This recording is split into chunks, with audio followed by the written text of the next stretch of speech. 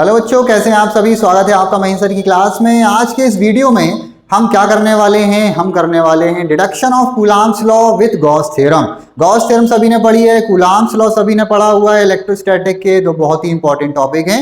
आज हम ये देखेंगे कि कूलॉम्स लॉ हम कैसे बना सकते हैं with the help of Gauss theorem. ध्यान से देखिएगा, बहुत ही ईजी है, बहुत ही सरल है, सबसे बनेगा। सीट बेल्ट बांध लो और मेरे साथ उड़ान भरना शुरू करो। चलिए, हमें करना क्या है, कूलॉम्स लॉ बनाना है। किससे? गॉस थ्योरम से। उसके लिए हमने एक स्फीयर लिया। क्या बनाया बच्चों? एक स्फीयर बनाया, और ये जो स्फीयर है इसके सेंटर को हमने बोला O, और इसके सेंटर पे रखा है एक चार्ज प्लस Q। अब ये जो आप स्फीयर देख रहे हो, इसका एरिया कितना होगा? S होगा। हमने बोला इससे स्मॉल r डिस्टेंस पर एक स्मॉल एरिया अपन ने क्या कर लिया बच्चों, कंसीडर कर लिया ds। ठीक है। अब ये क्या है, स्फीयर है। हमने बोला इलेक्ट्रिक फील्ड की डायरेक्शन क्या है, रेडियली आउटवर्ड। तो ये जो स्फीयर है इसका जो एरिया वेक्टर है उसकी डायरेक्शन भी क्या होगी दोस्तों, अलोंग दी ई होगी। होगी कि नहीं होगी? ये स्फीयर है, इस पे प्लस क्यू चार्ज रखा है स्मॉल आर डिस्टेंस पर। हमने बोला एक क्यू नॉट चार्ज रखा हुआ है। क्या रखा हुआ है? क्यू नॉट चार्ज रखा है। अब दोनों क्या है, प्लस प्लस हैं, तो दोनों रिपल टू ईच अदर करेंगे, मतलब फोर्स कहाँ लगेगा, बाहर की तरफ लगेगा। वो बात की बात है। फिलहाल ये स्फीयर समझ में आया। इसका एरिया कितना है, एस है, प्लस क्यू यहाँ है। आर डिस्टेंस पर एक हमने क्या कर लिया, पॉइंट कंसीडर कर लिया। पूरा एरिया ना लेके स्मॉल एरिया ds ले लिया, और एरिया वेक्टर जो ds है उसकी डायरेक्शन क्या होगी, along the direction of electric field. यहां तक की बात समझ में आई। अब ये क्या है आपका, ये है आपका गॉसियन सरफेस। क्या है? गॉसियन सरफेस है, और गॉसियन सरफेस है तो हम यहाँ पर गॉस थ्योरम अप्लाई कर सकते हैं। ठीक है। अब जब हम यहाँ पर गॉस थ्योरम अप्लाई करेंगे तो बताइए कितना फ्लक्स पास होगा। फाई ई इक्वल्स टू, जल्दी से बोलो, ई ds cos थीटा। यही होगा, ई ds cos थीटा। इस गॉसियन सरफेस से क्या पास होगा, फ्लक्स पास होगा। और ये जो ई ds cos थीटा है यही किसके इक्वल होता है, q अपॉन एप्सिलॉन नॉट के होता है। होता है कि नहीं होता? अब क्या करना है, ये जो थीटा है इस थीटा की जगह जीरो रखेंगे। तो जीरो रखेंगे तो क्या मिलेगा, जल्दी से बताइए। cos जीरो की वैल्यू क्या होती है, 1। तो जो आपको फ्लक्स मिला वो कितना मिला, इसको इंटीग्रेशन ऑफ ई ds कर दो।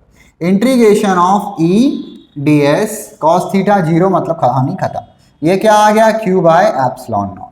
अब हम एक काम कर सकते हैं, इस e को बाहर किया और इंटीग्रेशन किसके साथ लगा दिया, ds के साथ। ये क्या बन गया, q बाय एप्सिलॉन।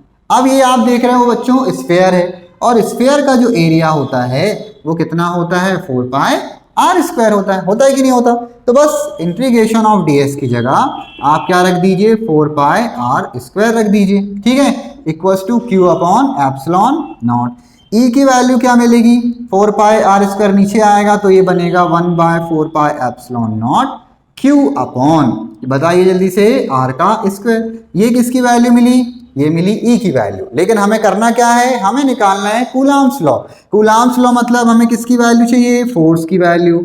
और फोर्स का फॉर्मूला क्या होता है, जल्दी से बताओ। ये पूरा इलेक्ट्रिक फील्ड है, इस इलेक्ट्रिक फील्ड का formula F by q naught. तो F की वैल्यू बताइए क्या होगी, क्यू नॉट इंटू ई होगी। मतलब यदि ये क्यू नॉट चार्ज जो है इलेक्ट्रिक फील्ड में रखा हुआ है तो how much force it is experience, तो वो कितना होगा, F equals to q naught into ई।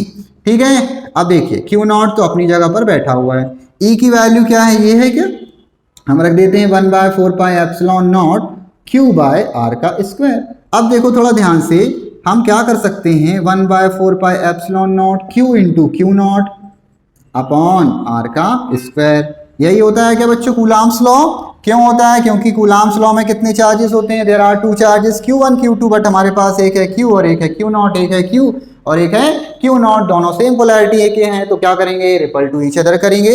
इस तरीके से हमने क्या किया, हमने गॉस थ्योरम से क्या बना लिया, कूलॉम्स लॉ बना लिया। समझ में आ गया बच्चों, बहुत ही सरल है। वीडियो अच्छा लगे तो यार लाइक सब्सक्राइब करना बिल्कुल मत भूलो, और ऑल्सो शेयर करना भी बिल्कुल मत भूलो। महीन सर आपके लिए बहुत मेहनत कर रहे हैं, आपके साथ हैं। कहीं भी कोई समस्या हो तो कमेंट में आप बिल्कुल लिख दें कि सर ये चीज़ समझ में नहीं आ रही, आप फिर से बताएं या कोई दूसरा वीडियो बनाएं। तो मैं हमेशा आपके साथ खड़ा हुआ हूँ, बस आपके साथ की जरूरत है। जय हिंद, जय भारत।